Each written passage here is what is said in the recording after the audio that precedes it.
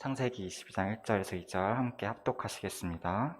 그 일 후에 하나님이 아브라함을 시험하시려고 그를 부르시되 아브라함아 하시니 그가 이르되 내가 여기 있나이다. 여호와께서 이르시되 내 아들 내 사랑하는 독자 이삭을 데리고 모리아 땅으로 가서 내가 내게 일러준 한 산 거기서 그를 번제로 드리라. 아멘. 오늘은 아브라함 언약에 있어서 매우 중요한 부분입니다. 왜냐하면 이삭의 번제 사건, 오늘 본문을 해석하는 것에 어떻게 해석하느냐에 따라서 기독교와 그리고 심지어 세상을 변화시키는데 큰 기여를 했기 때문입니다. 아니, 전도사님 이거 본문 잘못 해석했다고 세상이 변했나요? 네, 그리 생각하실지 모르겠지만 그게 사실입니다. 성경을 잘못 해석하는 것이 세상을 이렇게 변질시키고 타락시킬 수 있다는 것을 우리는 오늘 알 수 있게 됩니다. 현대 사회를 살아가고 있습니다. 현대 사회의 가장 큰 흐름이 제가 생각하는 이 세상을 장악하고 있는 사탄의 사상은 크게 두 가지입니다. 바로 실존주의와 영지주의입니다. 오늘은 실존주의 철학자 키에르케고르라는 사람을 살펴보려고 합니다. 오늘 설교는 키에르케고르의 여러 책들 중에서 오늘 본문 말씀을 다루었던 공포와 전율이라는 책을 비판하고 그럼 이삭의 번제 사건을 어떻게 해석을 해야 되는가를 나누고 설교를 마치겠습니다. 현대 기독교가 실존주의 기독교로 변질되게 한 아주 영향을 끼친 사람이 키에르케고르라는 사람이 있습니다. 먼저 22장을 보시면 1절에 그 일 후에 오늘 본문이 이제 이어지고 있습니다. 25년 만에 하나님의 말씀이 이루어져서 아브라함은 이삭을 낳고 매우 기뻐했습니다. 이스마엘과의 갈등도 정리가 되었습니다. 그랄 왕 아비멜렉과 평화협정도 맺었습니다. 아브라함에게 있어서 인간적인 면에서 보면은 이제 고생 끝, 행복 시작인 순간입니다. 그런데 여호와께서 노년의 아브라함을 다시 부릅니다. 그래서 부르셔서 이렇게 말씀을 하십니다. 여호와께서 가라사대 내 아들 내 사랑하는 독자 이삭을 데리고 모리아 땅으로 가서 내가 너에게 지시하는 한 산 거기서 그를 번제로 드리라. 하나님께서 아브라함을 시험하시기 위해 명령을 하십니다. 무슨 시험이었냐 하면 아브라함이 이 세상 그 어떤 것보다 참으로 하나님을 경외하는 믿음의 사람인지 아닌지를 시험하기 위해 독자 이삭을 바치라는 명령을 내리십니다. 아브라함은 이삭에게서 나는 자라야 내 씨라 부를 것임이라 라는 그 하나님의 말씀을 붙들고 살았습니다. 창세기 12장에서 하나님은 아브라함에게 큰 민족을 약속하셨습니다. 그 아들 이삭으로 말미암아 큰 민족을 이룰 것이라 약속해 주셨습니다. 브엘세바에서부터 예루살렘에 오늘 가라고 했던 산이 모리아 산인데 거리가 80km입니다. 그렇게 사랑했던 아들을 약속의 말씀으로 주셨는데 갑자기 모리아산에 가서 번제로 드리라 말씀을 하십니다. 아브라함은 오늘 본문에서 이삭을 바치려고 했습니다. 아브라함에게는 하나님보다 귀할 것이 없다라는 믿음이 있었기 때문입니다. 아브라함에게는 하나님의 나라를 경영하시고 이루어 가신다. 하나님께서 그 구속의 역사를 이루어 가신다라는 것을 보고 믿었기 때문에 이삭을 번제로 바치려 80km나 되는 그 거리를 가기 시작합니다. 여기서 우리가 한 가지 생각해야 할 것이 있습니다. 아브라함에게 있어서 자녀를 바치라는 것은 그렇게 낯선 일은 아니었습니다. 오늘날에는 이제 자녀를 바치는 일이 없으니까 되게 낯설다 뭐 이런 것도 시키셨네 하나님이 그런 생각을 할 수도 있지만 아브라함이 살았던 그 시대의 멘탈리티를 보면은 아주 자연스러운 흔히 일어났던 일입니다. 왜냐하면 풍요와 다산을 위해 잘 먹고 잘 살기 위해서 짐승뿐만 아니라 자기 자녀도 번제로 불살랐기 때문입니다. 인신제사가 그쳐지게 된 시기를 살펴보면 주후 4세기 기독교를 공인한 콘스탄틴 대제 때서야 근절되었다고 합니다. 그러고 보면 인신제사가 멈춘 시기가 그리 오래되진 않은 것 같습니다. 왜 그렇게 자기 자녀를 바치고 그랬었을까요? 잘 먹고 잘 살려고 했기 때문입니다. 인생의 어려움을 피해가려고 그렇게 했습니다. 인간의 욕망을 이루기 위해 음란한 제사를 지내며 자기 자녀를 죽였었던 시대입니다. 그것이 하나의 관습처럼 형성되어 있었습니다. 그런데 여호와 하나님께서 백세에 주신 아들을 번제로 바치라고 하니까 아브라함은 충격을 받았습니다. 그 충격은 아니 어떻게 힘들게 얻었는데 바칠 수 있습니까? 라는 충격은 아니었습니다. 아브라함에게는 자연스러운 일이었기 때문입니다. 아브라함이 받았던 충격은 다음과 같습니다. 기독교는 그럼 이방 종교랑 뭐가 다른 거지?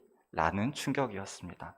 저 갈대아 우르에서 아브라함을 부르셨잖아요. 그 지역에도 우상숭배가 만연했습니다.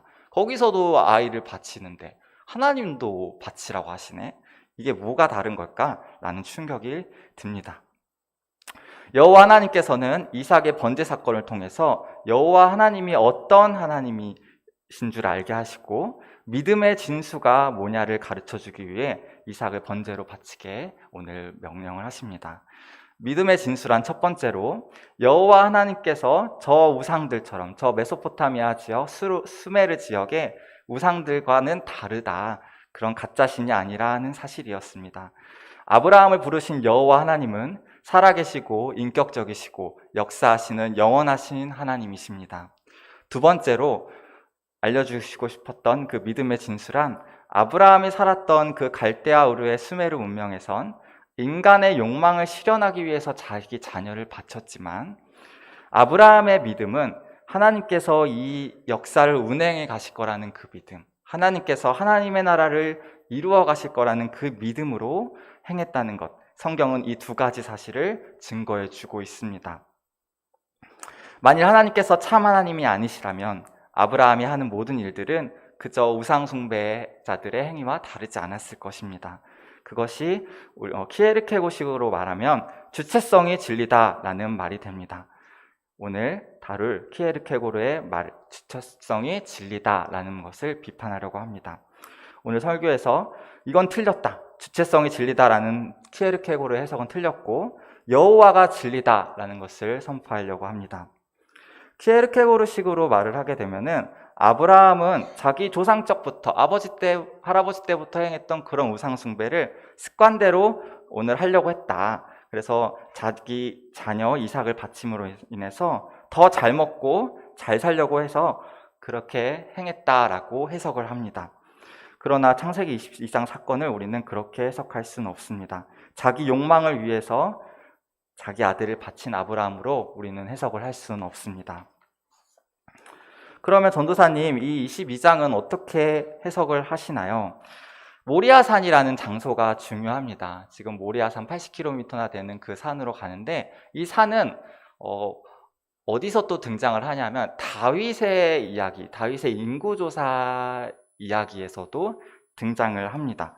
사무엘하 24장과 역대상 21장에 다윗의 노년에도, 오늘도 아브라함의 노년에 하나님이 부르시는데 거기서 다윗이 인구조사를 해서 벌을 받고 오르난의 타작마당 혹은 아라우나의 타작마당이라는 곳에 가서 번제를 드림으로 이제 하나님께서 회복시켜주는 본문이 있습니다. 그 장소가 같은 장소입니다.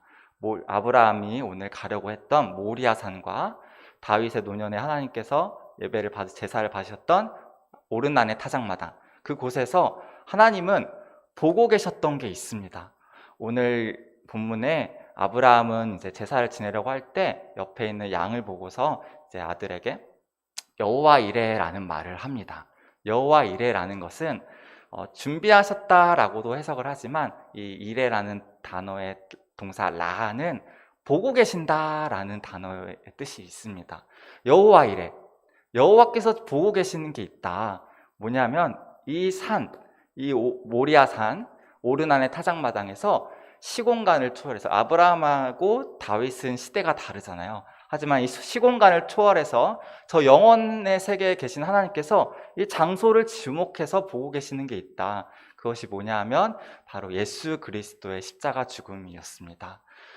아브라함의 노년에 부르신 이유는 노년이니까 이제 모든 일이 잘 해결이 됐고 이제 다 잘 살다가 자식들하고 자녀들하고 잘 살다가 죽으면 될 텐데 하나님은 굳이 오늘 창세기 22장에서 아브라함을 부르셨습니다. 그 이유가 무엇이냐 하면, 아브라함아, 너가 지금 이제 노년에 너의 독자들 이삭이랑 잘 살고 있는데, 근데 너는 지금 너의 마음속에 예수 그리스도가 아직 있느냐를 보겠다고 하셨던 시험입니다. 그 시공간을 초월해서 영원에 계신 하나님께서, 나는 지금 너가 지금 가려고 하는 모리아산에서 내 아들의 죽음을 바라보고 있는데, 너는 지금 무엇을 바라보고 살아가고 있느냐라고 오늘 시험을 통해서 본문이 말해주고 있는 사실입니다. 그런데 키에르케고르는 그의 책 공포와 전율에서 이 본문을 이렇게 해석을 했습니다. 어리석은 자 이사가, 너는 내가 너의 아버지라고 생각하고 있느냐? 나는 우상 숭배자다. 너는 이것이 하나님의 명령이라고 믿느냐? 아니다. 너를 갖다 바치는 것은 나의 욕망이다. 난 나의 욕망을 이루기 위해 내 아들 독자인 이삭 너를 바칠 것이다. 이렇게 그의 책에서 대사가 적혀 있습니다. 키에르케고르는 정확하게 인간의 욕망을 바라보고 있었습니다. 오늘 본문에서 하나님은 여호와 이레의 하나님, 여호와께서 보고 계시는 그 모리아산에서 오르나의 타작마당에서 죽으셨던 예수 그리스도의 십자가를 바라보라고 기록을 하신 말씀을 욕망으로 기록을 해놨습니다. 키에르케고르가 보는 이삭의 번제 사건은 욕망을 위한 아브라함의 우상숭배 사건이었습니다. 아주 현실적이고도 실존적인 해석입니다. 인간이 아들을 바쳐서 죽이는 것은 욕망을 위한 것이라는 것을 세상은 다 압니다. 종교적 열심을 통해 자기 정열을 바치는 겁니다. 이것을 키에르케고르는 진리라 말을 했습니다. 결국 종교라는 것은 인간의 욕망을 실현시키기 위한 것이라는 것을 말했습니다. 키에르케고르가 요즘에 많이 회자되고 있습니다. 유튜브나 이렇게 책들도 많이 출판이 되고 있고, 많은 사람들이 이제 성경을 얘기하니까, 성경을 가지고 책을 쓰니까 기독교인인가? 신학자인가 보다라는 생각을 많이 하지만 키에르케고르는 기독교인이 아닙니다. 그것을 분명하게 알아야 합니다. 키에르케고르는 그저 당시의 사상을 휩쓸었던 칸트와 헤겔이 싫었을 뿐, 자신의 인생, 나라는 차종원이라는 인간이 중요한 거지, 종교 이런 것보다도 나라는 인생이 중요하다, 나의 선택과 결단이 중요하다를 말하기 위해서 성경 이야기를 꺼내서 이야기를 하지만, 결국 그 성경 이야기는 복음이신 예수 그리스도를 드러내진 않았습니다. 결국 자신의 생각을 말하기 위해서 성경을 인용했을 뿐, 기독교나 복음, 예수 그리스도를 증거하진 않았습니다. 우리는 어떻게 예수님을 믿게 되었습니까? 오늘 아브라함의 믿음처럼 어떻게 우리는 성도가 되었습니까? 우리는 성령님의 내주하심으로, 성령님의 조명하심으로 거듭나 예수님을 믿게 되었습니다. 키에르케고르처럼 내가 믿어야지, 뭐 천국이 있는지 뭐 없는지 모르겠지만 내가 선택하는 게 중요한 거잖아, 이러면서 믿지 않았습니다. 우리는 결론을 내려야 합니다. 아브라함은 어떻게 해서 이삭을 번제로 바치려 했을까요? 그것은 하나님이 아브라함을 부르셨기 때문입니다. 여호와께서 살아계시고 하나님의 부르심이 아브라함의 인생에 실제적으로 일어났기 때문입니다. 부르심은 시작이었고, 하나님은 아브라함의 인생에서 계속해서 인도하시고 섭리하시고 통치하시고 보존하신다는 것을 알게 해주셨습니다.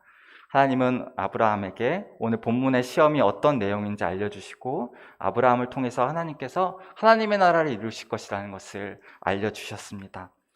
그리고 아브라함과 언약하시면서 반드시 내가 나 살아있는 여호와가 말한 언약한 대로 나의 언약을 이루리라, 나의 아들을 너희에게 보내주리라 라는 것을 말씀하십니다. 이는 우리 인생에도 마찬가지로 그대로 적용이 됩니다. 예수님께서 우리를 부르셨습니다. 성령 하나님께서 우리를 거듭나게 하셨습니다.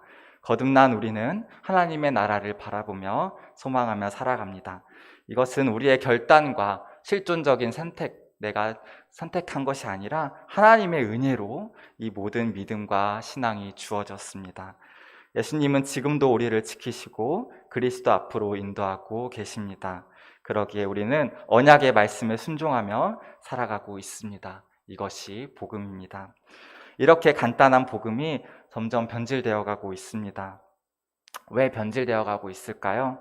기독교 신앙이 실존적이어야 한다. 좀 현실적이었으면 좋겠다. 교회에서 선포되는 말씀이 너무 뚱구름 같은 소리 같다. 이런 생각을 하기 때문입니다. 언약을 버리고 사는 게 더 잘 살 것 같다라고, 내 인생의 주인이 내가 되어서 사는 게 더 잘 살 것 같다라고 생각을 하기 때문입니다. 그러면서 점차 키에르케고르가 말한 것처럼 실존적으로, 현실적으로 살아가려고 하기 때문에 복음이 변질되어 가고 있습니다. 예수 그리스도를 바라보고 믿는 것은 은혜이고 복입니다. 우리에게 허락하신 이 믿음을 잘 지켜나가야 합니다. 성부 하나님께서 우리를 예정하사 선택하시고, 성자 예수님께서 십자가 구속을 성취하시고, 성령 하나님께서 우리 선택한 자들에게 예수 그리스도의 구속의 은혜를 적용시켜 주셨기 때문에 우리는 구원을 받았습니다. 성령으로 나지 아니하고는 아무도 하나님을 아버지라 부를 수 없는데 우리는 그 은혜를 누리고 있습니다. 이 복되고 귀한 신앙에서 벗어나지 말고 끝까지 믿음을 지켜가면서 우리 하나님께 충성을 다하길 원합니다. 그렇게 하나님께 충성하며 살다가 천국에 들어가는 귀한 주님의 백성들이 다 되시길 바랍니다. 오늘 말씀에서 아브라함의 노년에, 그리고 잠깐 언급했던 그 다윗의 노년에, 또 우리의 노년에도 하나님께서 말씀하실 겁니다. 우리가 죽을 때까지 너는 지금 무엇을 보느냐? 내가 여호와 이래, 나는 내 아들이 죽은 모리아산 오르난의 타작마당에서 너희를 위해 죽은 내 아들을 보고 있는데 너희는 인생 말미에 노년에 무엇을 바라보고 있느냐, 우리에게 말씀하실 줄로 믿습니다. 하나님은 우리의 믿음의 내용, 믿음의 무엇, 믿음의 대상이신 예수 그리스도께로 우리 마음이 향하고 있는가를 지켜보고 계실 것입니다. 기도하겠습니다. 하나님 아버지, 감사합니다. 오늘 아들 이삭을 번제로 바치는 사건을 살펴보았습니다. 아브라함은 우상 숭배자여서 어떤 종교성을 발휘해서 그렇게 자기 아들을 바치려고 했던 것이 아님을 살펴보았습니다. 아브라함은 하나님을 믿는 믿음으로 하나님께서 하나님의 나라를 이루시고 경영에 가신다는 그 믿음으로 자기 아들을 바칠 수 있었습니다. 모리아 산에서 하나님이 보고 계셨던 예수 그리스도의 십자가 죽음과 부활을 바라봄으로 자신의 아들 독자 이삭을 바칠 수 있음을 살펴보았습니다.